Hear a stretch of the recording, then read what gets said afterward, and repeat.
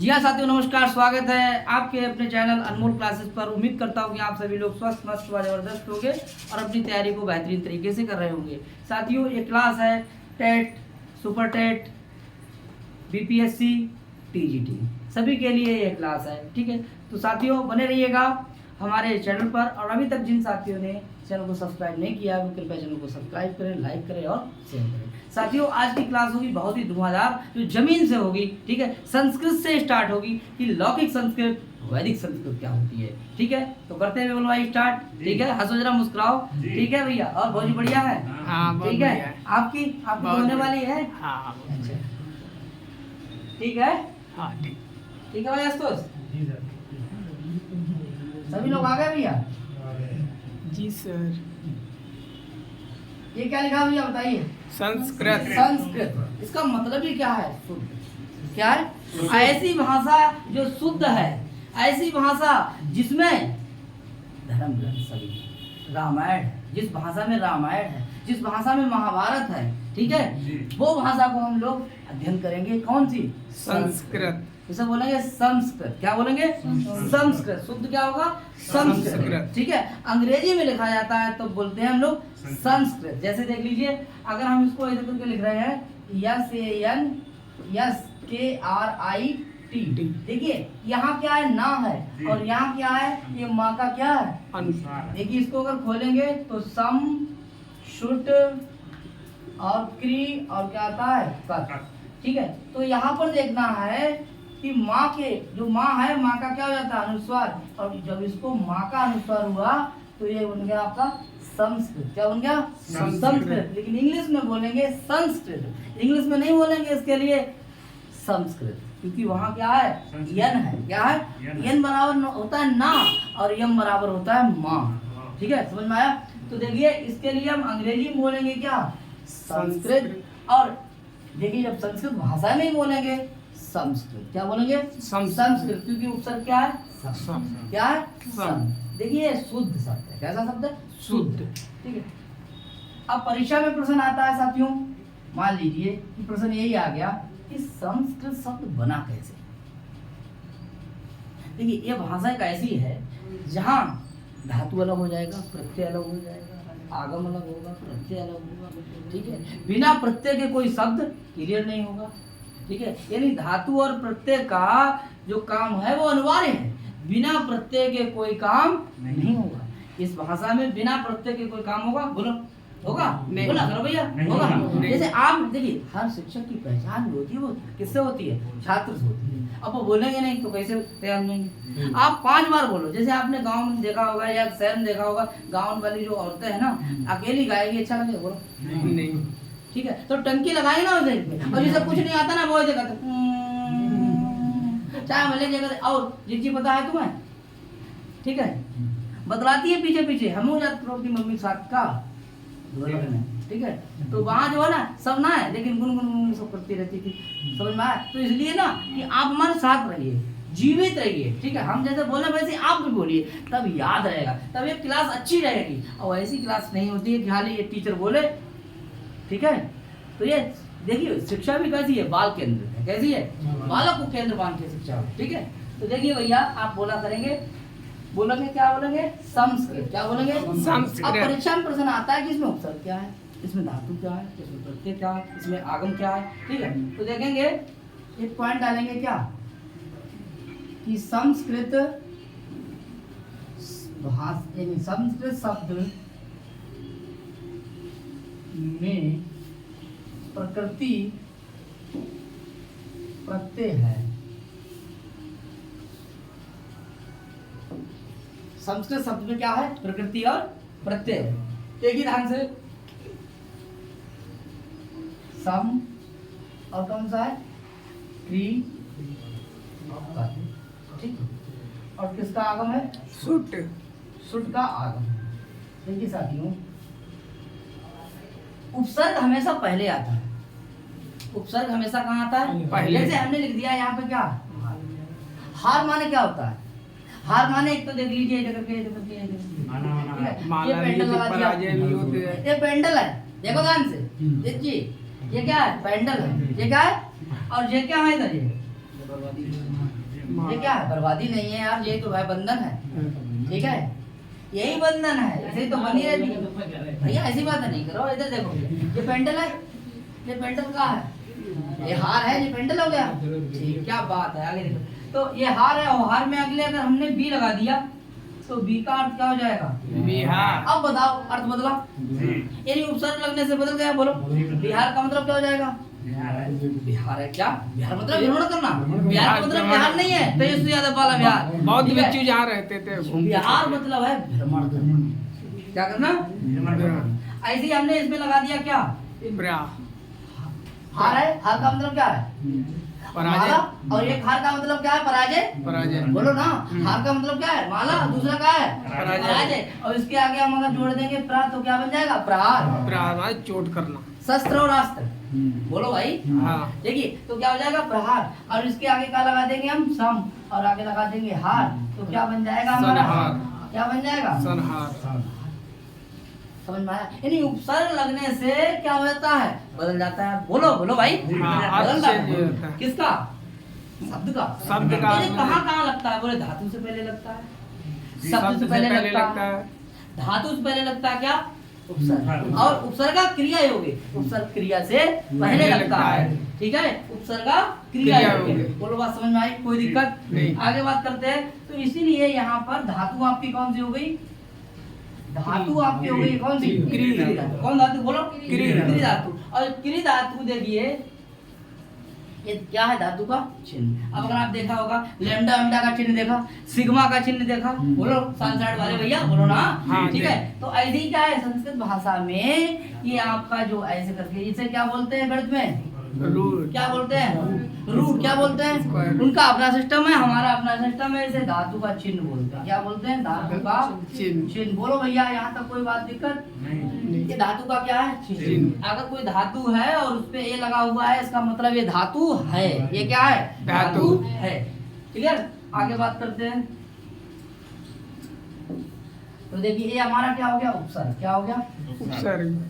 और देखिए, उपसर्ग का मतलब क्या हो गया? कि उप माने, उप का अर्थ क्या हो जाता है? उप माने होता है सहायक, सहायक, उप माने होता निकट, है समीप, समीप, निकट, निकट, पास, नजदीक,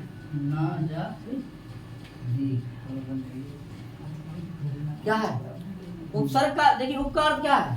उप का अर्थ पूछेगा तो क्या हो जाएगा? सहायक। उप का अर्थ क्या हो जाएगा? समीप। उसका अर्थ क्या हो जाएगा? निकट। इसका हो जाएगा? पास। इसका हो जाएगा? नजदीक। अरे वाह, क्या अंग्रेजी में बोलते थे करके, नियर आ जा, नियर नियर।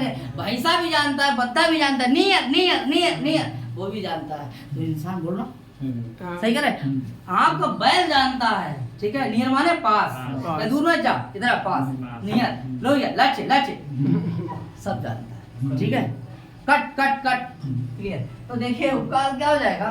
समीप। समीप। इसका अर्थ क्या हो जाएगा? निकट। इसका पास, नजदीक। नजदीक, यानी पास आकर के। और सर्ग का मतलब होता है सृष्टि करना। वही आपका क्या है? उपसर्ग है। बोलो, क्या है?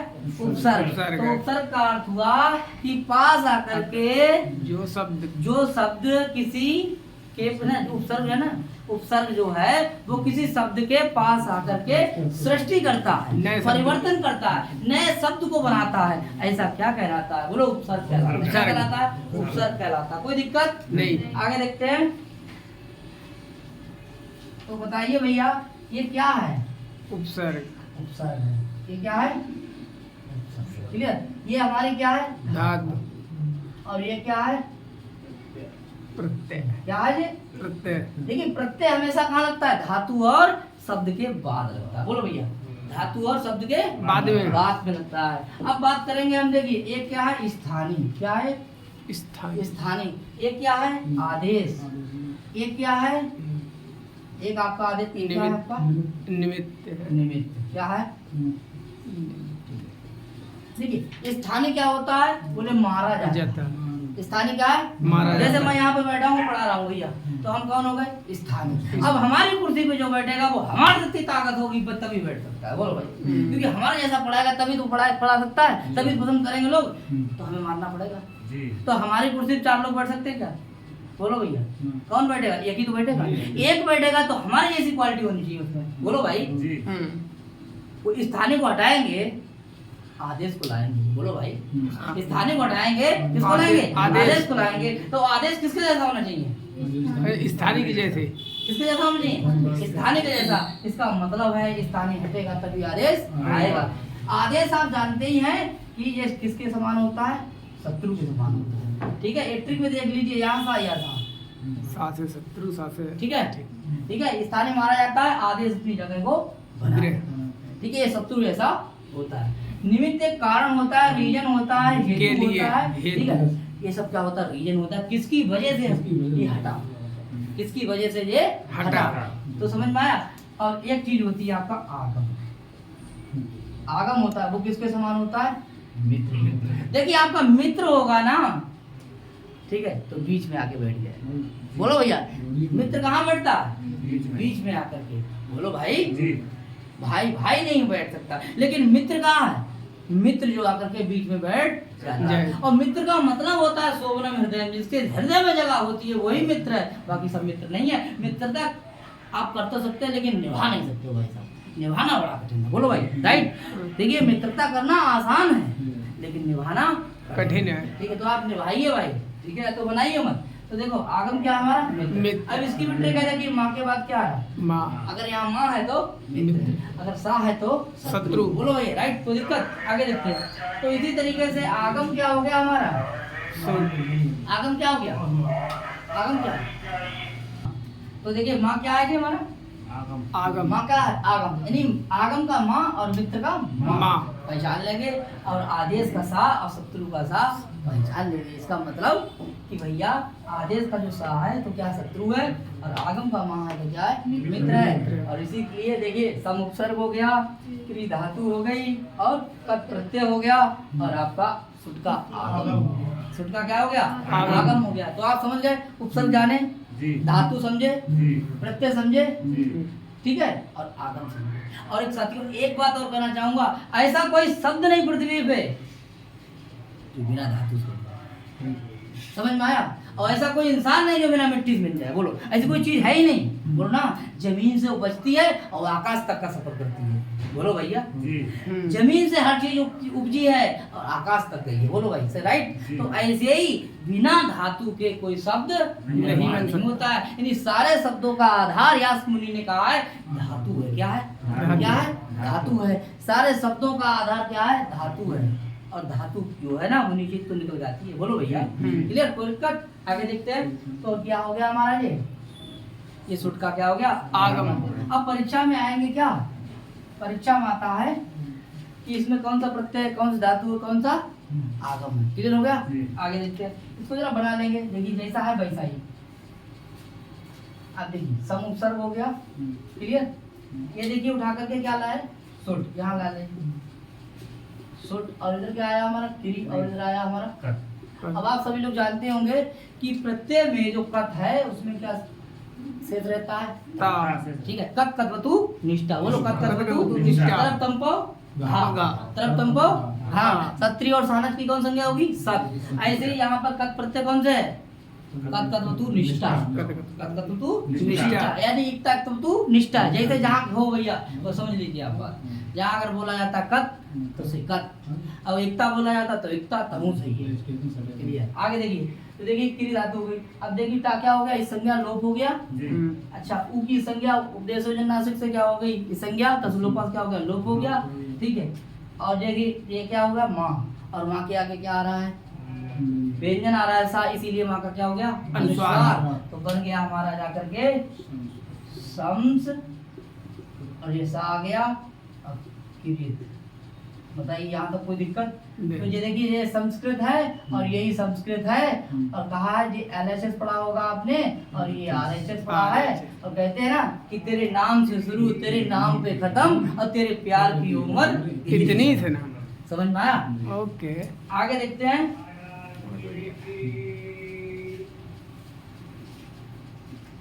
दूसरा पॉइंट देखिए, संस्कृत शब्द का अर्थ। शब्द का अर्थ, संस्कृत शब्द का अर्थ क्या है?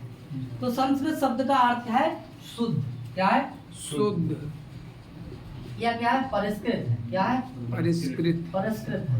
या क्या है? परिमार्जित। परिमार्जित, परिमार्जित है। यहाँ तक कोई दिक्कत? परिनिष्ठ है। क्या है? परिनिष्ठ, परिनिष्ठ। ठीक है, क्या है? परिनिष्ठ है। अरे परिनिष्ठ, परिनिष्ठ इतना ऐसे ही नहीं, सही। परिनिष्ठ है। तो ऐसी भाषा जो शुद्ध है, जिसमें कोई दोष नहीं, ऐसी भाषा जो परिष्कृत है, ऐसी भाषा जो परिमार्जित है, और ऐसी भाषा जो परिनिष्ठ है, वो क्या है? संस्कृत भाषा है, है। संस्कृत है, वो संस्कृत भाषा है। बोलो क्या है? वो संस्कृत भाषा है। ठीक है, यहाँ तक कोई दिक्कत? इसका मतलब बताया मैंने कि संस्कृत का अर्थ क्या है? शुद्ध है। संस्कृत का अर्थ परिष्कृत है। संस्कृत का अर्थ परिमार्जित है। इसका मतलब क्या है? परिनिष्ठ। और भाषा कैसी है? बोले पुरानी है, जननी है, वैज्ञानिक सिस्टम है। देखो भैया, आल कह दिया सब कुछ सिस्टम खत्म।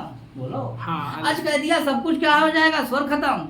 हल कह दिया सब व्यंजन खत्म। बोलो भाई। और खर कह दिया तो घर का मतलब क्या? खरो विवारा स्वासा गोसा और सो समारा नादा गोसा। बोलो भाई, ये सिस्टम है। डॉक्टर कह दिया तो डी आर बराबर डॉक्टर जैसे हो जाता है, प्रत्याहार बना।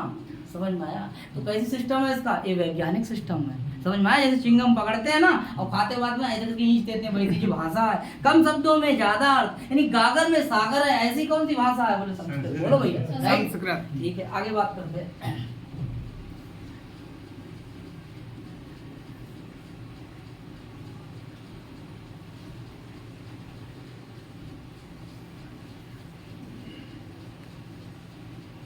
अब इस प्रकार देखिए भाई, इस प्रकार संस्कृत भाषा होती है।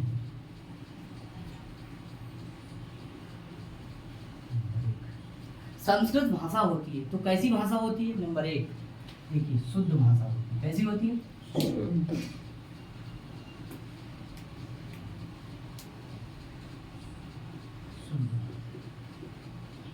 क्लियर? कैसी भाषा होती है? शुद्ध भाषा होती है। और कैसी भाषा होती है? परिनिष्ठित भाषा होती है। परिनिष्ठित, परिनिष्ठित, सही है। ठीक है, परिनिष्ठित, परिनिष्ठ क्या कह लीजिए, चाहे परिनिष्ठित कह लीजिए। परिनिष्ठ, ठीक है। और कह लीजिए परिमार्जित।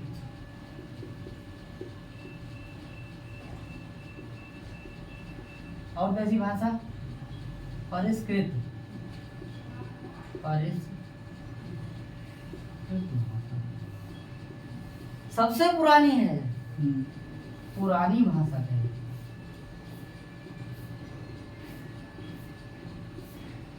प्राचीन कहते हैं इसके लिए।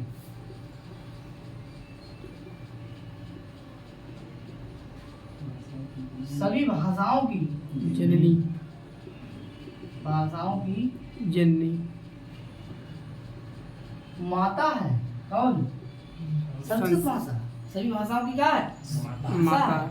और कैसी है? बोले आर्यों की भाषा है। इसकी भाषा है आर्यों की, आर्य, जानते हैं आर्यों की? आर्य बराबर क्या हो जाता है? श्रेष्ठ। यानी आर्यों की क्या है? आर्य भाषा है।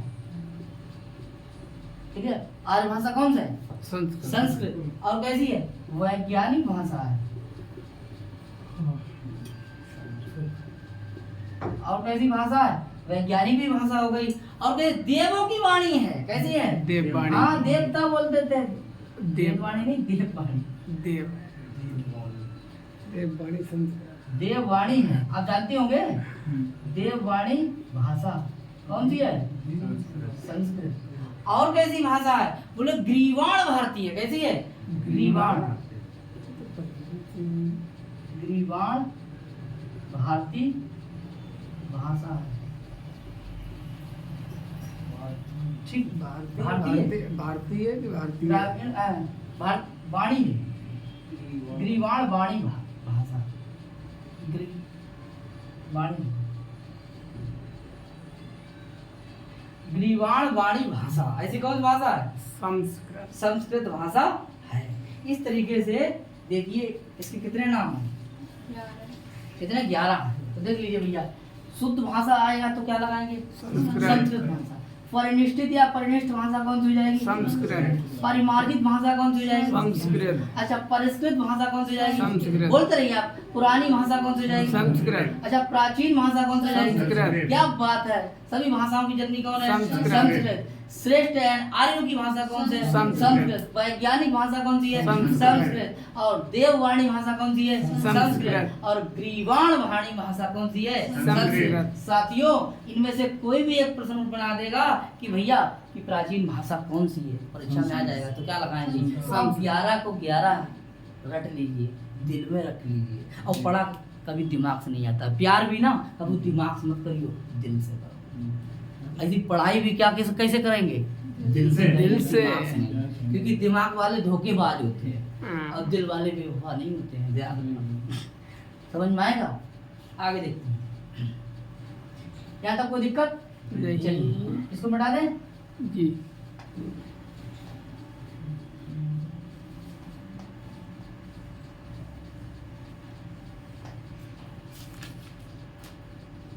अब देखिए,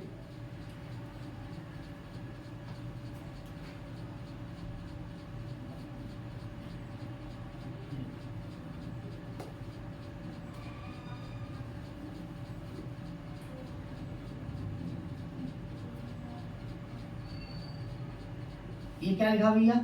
संस्कृत। क्या लिखा है? इसके दो भाग। इसके कितने भाग करेंगे? 2। ठीक है, आगे 2 भाग करेंगे तो इसके भी 2 भाग करेंगे। पहले लिखेंगे वैदिक। का बनाएंगे? वैदिक। वैदिक वैदिक संस्कृत। क्लियर? और दूसरी कौन सी हो जाएगी? लौकिक संस्कृत। कौन सी हो जाएगी? लौकिक। लौकिक संस्कृत।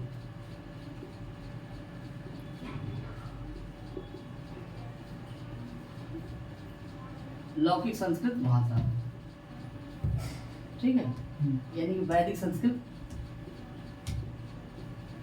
क्लियर? पहला भाग कौन सा है? वैदिक संस्कृत। दूसरा कौन सा है? लौकिक ठीक संस्कृत। है, इसके भी 2 भाग होंगे। किसके? वैदिक के। और लौकिक के भी 2 भाग हो जाएंगे। नंबर पहला कौन सा है? वैदिक साहित्य। वैदिक साहित्य। वैदिक क्या हो जाएगा? साहित्य। और दूसरा क्या हो जाएगा? व्याकरण। वैदिक व्याकरण। वैदिक व्याकरण। वैदिक व्याकरण। यहाँ तो कोई दिक्कत नहीं। वैदिक संस्कृत भाषा में वैदिक साहित्य भी है और वैदिक भाषा भी है। बोलो भाई, वैदिक साहित्य में वैदिक भाषा है और वैदिक साहित्य। क्लियर? ऐसे ही लौकिक साहित्य, लौकिक संस्कृत में लौकिक भाषा, लौकिक साहित्य भी है। क्या है? साहित्य। साहित्य भी है और लौकिक व्याकरण। लौकिक व्याकरण। लौकिक व्याकरण। ठीक है, ये देखिए 2 भेद हो गए। जी। क्या तक कोई दिक्कत? बताओ भाई विमल भाई, नहीं। बताओ। ठीक, रुचि जी बताइए, क्या दिक्कत कोई? नहीं। ठीक, आगे। तो वैदिक साहित्य, वैदिक व्याकरण, लौकिक साहित्य, लौकिक व्याकरण। साथियों, हम लोग इसकी तैयारी कर रहे हैं। TET, super TET, TG, LT, BPSC, DSSB, Jharkhand, तमाम भारत में जितनी परीक्षाएं होती हैं, ठीक है, उनकी बात कर रहा हूँ। देखिए, यहाँ से प्रश्न आता बोलो आता है। वैदिक साहित्य, रामायण, महाभारत, ठीक। सॉरी, इसमें देखिए वैदिक साहित्य में वेद क्या है? सॉरी, वेद इसमें है। क्या है? वेद। वेद है। उपनिषद, आरण्यक और ब्राह्मण ग्रंथ। ब्राह्मण ग्रंथ, ये आते हैं। संविधान थोड़ा, ठीक है, ये गलत बोल गया था, ठीक है। इसमें क्या था? वेद हो गया। क्लियर? आगे देखिए, गलती तो सबसे हो जाती है। आगे देखिए, इसमें क्या है? रामायण, महाभारत, गीता, गीता, सब इसमें पढ़ेंगे। लौकिक व्याकरण की मैंने चर्चा करी थी, वर्णमाला पढ़ाया था। 2 क्लास हो गई? 3 क्लासों में मैंने वर्णमाला के बारे में बताया, महेश सूत्र के बारे में बताया, ठीक है। ये सब हम लोगों ने लौकिक व्याकरण को पढ़ा। वैदिक व्याकरण नहीं पढ़ा जाएगा, लेकिन वैदिक व्याकरण हम लोग नहीं। ठीक है, बात समझ में आई?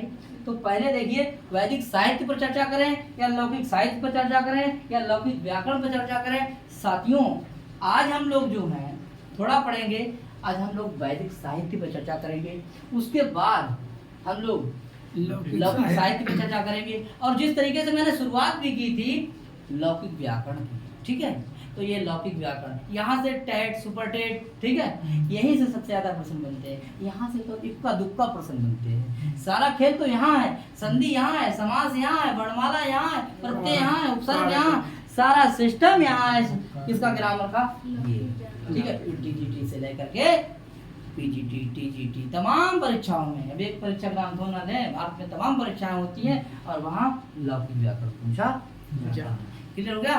तो हम लोग आज चर्चा करेंगे किस पर, वैदिक साहित्य। चलिए भाई इसे बिठा दें, कोई दिक्कत, डायग्राम को आप स्क्रीनशॉट ले सकते हैं, आपकी मर्जी है, ठीक है, चाहे आप उसको तकिया लगा के सो जाना, चाहे इसको स्मरण कर लेना, मनन कर लेना, चिंतन कर लेना, ठीक। आगे देखते हैं।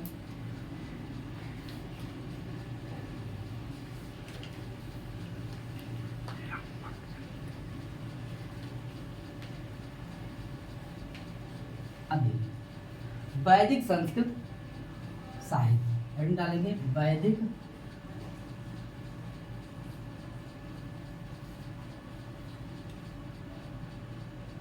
संस्कृत साहित्य, यहाँ तक क्लियर, ठीक है। वैदिक संस्कृत साहित्य, साहित्य, ये क्या लिखा है जरा बोलो, वैदिक संस्कृत साहित्य। एक बार और बोलो, वैदिक संस्कृत साहित्य। वैदिक संस्कृत साहित्य, लौकिक नहीं, वैदिक संस्कृत साहित्य। जहाँ क्या होगा, जहाँ वेद होंगे, जहाँ उपनिषद होगा, जहाँ आरण्यक होंगे, जहाँ ब्राह्मण ग्रंथ होंगे, उनकी चर्चा होगी किसमें, वैदिक संस्कृत साहित्य में। बोलो याद प्रश्न आता है भाई साहब, एलटी में आता है, हर जगह प्रश्न आता है, आंखें खोल लीजिए। आगे देखिए वैदिक साहित्य क्या है, वैदिक। नंबर 1 जहाँ वेद है, कहाँ क्या है, वेद है। जहाँ क्या है, बोले ब्राह्मण ग्रंथ है, क्या है, ब्राह्मण ग्रंथ है, ब्राह्मण ग्रंथ है, ठीक है। नंबर 2 हो गया। नंबर 3 क्या है, आरण्यक है। आरण्यक क्या होता है, आरण्य माने क्या होता है, जंगल है, तो यहाँ आरण्यक ग्रंथ है, ठीक है, आरण्यक ग्रंथ है। आगे देखेंगे, उसके बाद क्या है, उपनिषद। ठीक, ये देखिए कितने हो गए, 4। देखिए सब वेदों के ब्राह्मण ग्रंथ हैं, सभी वेदों के आरण्यक ग्रंथ हैं, और सभी वेदों के उपनिषद हैं। क्लियर बात हो गई, ठीक है। तो देखिए इसमें 1 2 3 4, आज मैं चर्चा किस पे करूं, आज हम करेंगे चर्चा वेद कि वेद क्या है, वेद पर चर्चा करेंगे। उसके बाद क्या करेंगे, ब्राह्मण ग्रंथ। उसके बाद क्या करेंगे, उसके बाद क्या करेंगे, उपनिषद। राइट, कोई दिक्कत नहीं। तो किस पे चर्चा होगी, वेद। ठीक है, शॉर्ट होगी बात, बहुत विस्तार से बात नहीं करेंगे, इसको समझने वाले भी, ठीक है। देखिए ये जो है ना, किसने लिखा है, ये तो जानते हैं आप, ठीक है, किसने लिखा है, वेद किसने लिखे, वेद व्यास, ठीक है, ठीक है। वैसे तो जो है क्लियर नहीं है, ठीक है। तो वेद पे बात होगी, किस पे होगी, उसके बाद किस पे होगी, ब्राह्मण, उस पे किस पे होगी, फिर किस पे होगी, ठीक। आगे देखते हैं। अब देखिए वेदों की संख्या कितनी है, वेद हैं कितने, ठीक है। तो देखेंगे वेदों की संख्या 4, कितनी है, 4। कितनी है, 4। नंबर 1 कौन सा है, ऋग्वेद। नंबर 2 कौन सा है, यजुर्वेद। यजुर्वेद। नंबर 3 कौन सा है, सामवेद। नंबर 4 कौन सा है, अथर्ववेद। अथर्ववेद। नोट कर लीजिए भैया, ये कितने हो गए, 4 वेद, जानते हैं आप, ठीक है, 4 वेद। ये 4 वेद जो हैं, ठीक है, इनमें पहला वेद कौन सा है, ऋग्वेद। दूसरा वेद यजुर्वेद। तीसरा वेद सामवेद। चौथा वेद अथर्ववेद। अब थोड़ा इनके बारे में पढ़ेंगे, किसके बारे में, ऋग्वेद। उसके बाद में यजुर्वेद। फिर सामवेद। अथर्ववेद। ठीक। पहले इसकी मोटा मोटा पढ़ेंगे, फिर थोड़ा अंदर, ठीक है, क्लियर। तो अब देख लीजिए, इसे मिटा दें, बता दीजिए।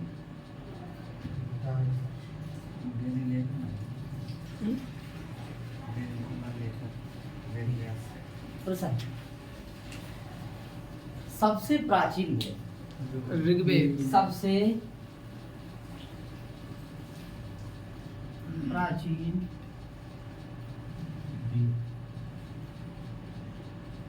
वेद है। इसको 1% और बनाइए। सबसे पुरानी या प्राचीन पुस्तक है। दोनों में ऑप्शन आएगा आपका क्या? ऋग्वेद। क्या आएगा? बोलो भैया। ठीक है, आगे क्या आ जाएगा? ऋग्वेद। ठीक है, देखिए वेद की ऋचाएं है ऋग, ठीक है, ऋग्वेद। तो ये ऋग्वेद है। क्या है? ऋग्वेद। लेकिन सबसे प्राचीन अगर वेद पूछा जाए तो ऋग्वेद, ऋग्वेद। और सबसे पुरानी या प्राचीन पुस्तक की बात करेंगे तब भी आपका क्या हो जाएगा? ऋग्वेद। कोई दिक्कत? ठीक है, आगे देखेंगे। और अर्वाचीन वेद, अर्वाचीन, अर्वाचीन यानी नया, और नया है, ठीक है। अब ठीक है, सबसे नया वेद कौन सा है? अर्वाचीन वेद कौन है? अथर्ववेद। कौन सा है? अथर्ववेद। अथर्व, ठीक है। कौन सा हो जाएगा? अथर्ववेद। क्लियर? अब देखेंगे, बोलेंगे ऋग्वेद, बोलो ऋग्वेद। दूसरा बोलिए यजुर्वेद यार, यजुर्वेद। तीसरा बोलिए सामवेद। ये तीनों वेद जो हैं इन्हें वेद त्रयी कहा है। वेद त्रयी। इन्हें वेद त्रयी कहा जाता है।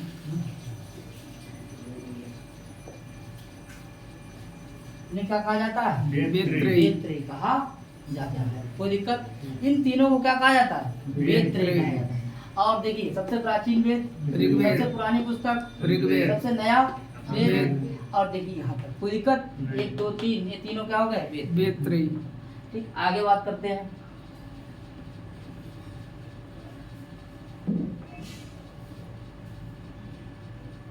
अब देखिए, नाटक का कौन कौन सा तत्व किस किस वेद से लिया गया है? ठीक है, नाटक में नाटक करेंगे तो उसमें कौन सा तत्व किस किस वेद से लिया गया है? ठीक है, सबसे पुरानी बात क्या है?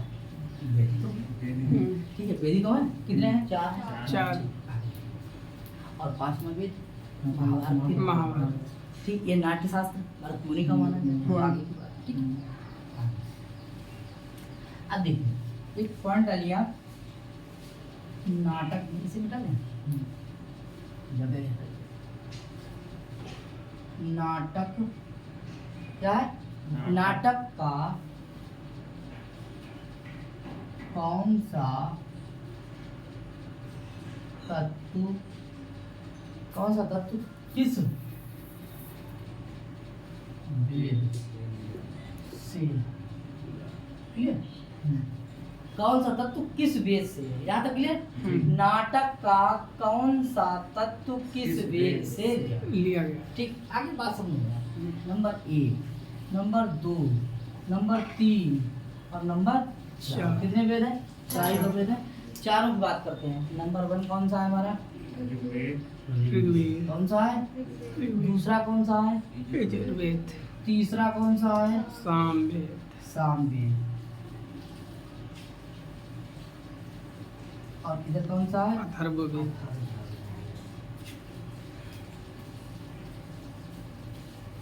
कौन सा है? अथर्ववेद। ठीक, तो देखिए सबसे पहला जो वेद है वहां क्या लिया गया? ऋग्वेद से। तो देखिए ऋग्वेद से जो है पाठ्य, क्या लिया गया? पाठ्य संहिता।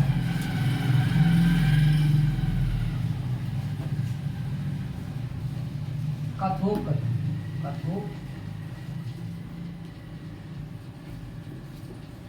यानी कथोपकथन, पाठ्य यानी पाठ्य संवाद, ये सब हमारा जो है ऋग्वेद से लिया गया। किससे लिया गया? ऋग्वेद से लिया गया। ठीक है, कथोपकथन, पाठ्य संवाद और सॉरी और कथोपकथन और पाठ्य संवाद ये कहाँ लिया गया है? ऋग्वेद से लिया गया। दूसरा कौन सा वेद है हमारा? जहाँ अभिनय की बात आती है, एक्टिंग की बात आती है, जहाँ किसकी बात आती है? अभिनय। अभिनय। ठीक है, एक्टिंग की बात आती है। ठीक है भाई, एक्टिंग। ठीक है, आगे देखिए, वो किस बेस से है? यजुर्वेद। एक और इसमें काम होता है, यज्ञ आदि होता है। क्या होता है? यानी यज्ञ आदि का वर्णन कहाँ है? यजुर्वेद। ठीक है, पाठ्य संवाद का वर्णन कहाँ है? ऋग्वेद। कथोपकथन का वर्णन कहाँ है? ऋग्वेद। क्या बात है। आगे देखिए, साम वेद में क्या होता है? स्वर। स्वर संगीत। स्वर है, सारेगामा पधानिशा। हाँ। वही। ठीक है, तो क्या है, यहाँ स्वर की बात है, स्वर गान है, संगीत है। क्या है? संगीत। क्या है? संगीत है। ये कहाँ है भैया? ये कहाँ है? सामने। ये कहाँ है? बोलो ना। अगर आप 5 बार बोलेंगे, ठीक है, याद हो जाएगा। ठीक है, कौन सा वेद से क्या करते हैं? बोलो भैया। यानी ऋग्वेद से पाठ्य संवाद है, कथोपकथन है, यजुर्वेद से अभिनय है और यज्ञ है, और सामवेद से आपका स्वरगान है या संगीत है। बोलो भैया, कोई दिक्कत है? आगे देखेंगे। और नया वाला सिस्टम है, कृषि है। क्या है? देखिए, यहाँ रस की बात करेंगे। लो, बहुत इंपॉर्टेंट, वैज्ञानिक। ये देखिए, वैज्ञानिक तकनीकी कहाँ है? तकनीकी, वैज्ञानिक तकनीकी कहाँ है भैया? अथर्ववेद में। जादू टोना कहाँ है? अथर्ववेद। इधर देखो भैया, जादू टोना। हाँ, कहाँ है भैया? अथर्ववेद में। औषधि का वर्णन कहाँ है? ठीक है, भेषज।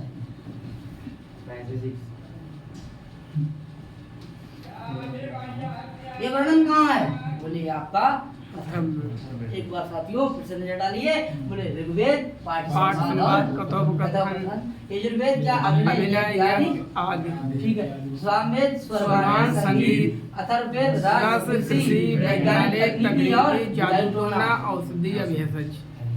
ठीक है, यहाँ तक कोई दिक्कत नहीं। ठीक है, आगे बात करते हैं। यहाँ तक हो गया?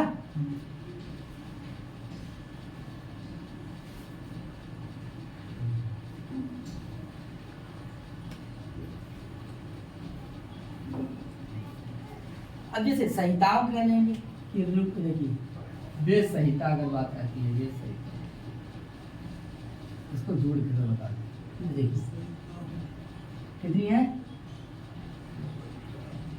ठीक है, ऐसे खाली वेद की बात हो और वेद संहिता है, बोलेंगे क्या? अरे कुछ नहीं ये सब।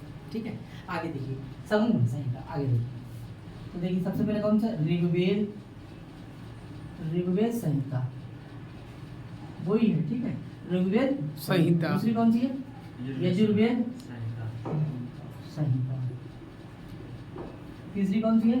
सामवेद, सामवेद संहिता। ठीक है, और कौन सी है? अथर्ववेद संहिता। अथर्ववेद संहिता। अर्थ लिख दिया जाता है। क्लियर? कितने हो गए? 2 3 4। ठीक है, संहिता, इसको जरा लिख लीजिए। यानी संहिताओं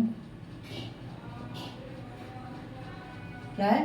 संहिताओं में वैदिक मंत्रों का संग्रह होता है। क्या होता है? वैदिक मंत्रों का संग्रह होता है। और इनके कितने? 4 मुख्य रूप। कौन कौन सी हैं? नंबर 1 ऋग्वेद संहिता, यजुर्वेद संहिता, सामवेद संहिता और अथर्ववेद संहिता। यानी संहिताओं में वैदिक मंत्रों का संग्रह किया जाता है, इसीलिए। ठीक है, इसीलिए संहिताएं हैं। और इनके मुख्य कितने रूप हैं? 4 हैं, और चारों आपके सामने। साथियों समझ में आया? ठीक है, अब मैं बात करूंगा कि किस वेद का कौन सा ऋतु है। ठीक है, किस वेद का कौन सा ऋतु है। ठीक है, आगे यानी कि पूजा पाठ करने वाला। ये समझ लीजिए आप क्या करने वाला? पूजा पाठ करने वाला। यहाँ तक कोई दिक्कत?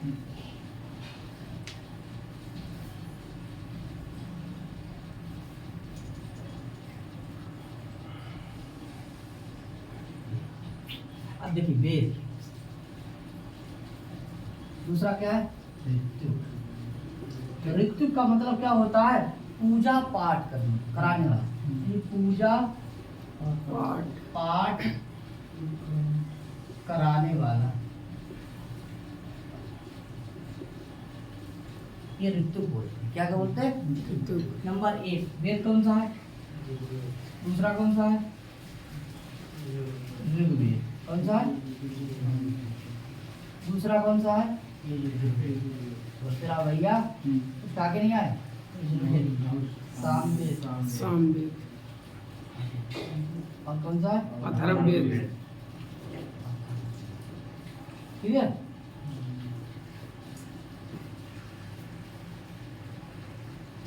अब देखिए ऋग्वेद का कौन सा होता है? होता या होत्री। इसको चाहे होत्री बोल दीजिए या होता। ये कौन है? ये पूजा पाठ कराता है किसकी? ऋग्वेद की। कौन? होता या होत्री। होत्री। और देखिए अध्वर्य, अध्वर्य कौन है? ये भी कौन है? कौन है? यजुर्वेद के। अब देखिए सामवेद का कौन है? उद्गाता। कौन है? उद्गाता। उद्गाता। साथियों ये जीके में भी मिलेगा आपको। हाँ जीके में ध्यान रखना, केवल हिंदी से तैयारी कर रहे हैं वहां भी मिलेगा।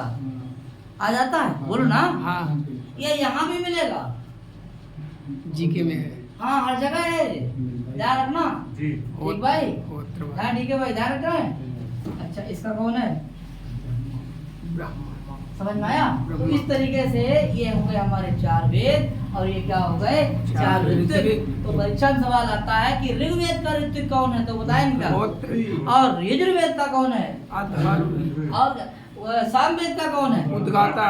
और अथर्ववेद का कौन है? ब्रह्मा। तो इस तरीके से 4 आपके हो गए वेद और 4 हो गए आपके ऋतु। ठीक है, इसको तैयार कर लेंगे, दिल में बसा लेंगे। साथियों इसके बाद मैं बात करूंगा किसकी? वेद की बात करेंगे, थोड़ा डिटेल से बात करेंगे, कल बात करेंगे। ठीक है, आज के लिए इतना ही। बहुत बहुत धन्यवाद, इतनी देर तक आप लोगों ने हमारा साथ दिया। नमस्कार।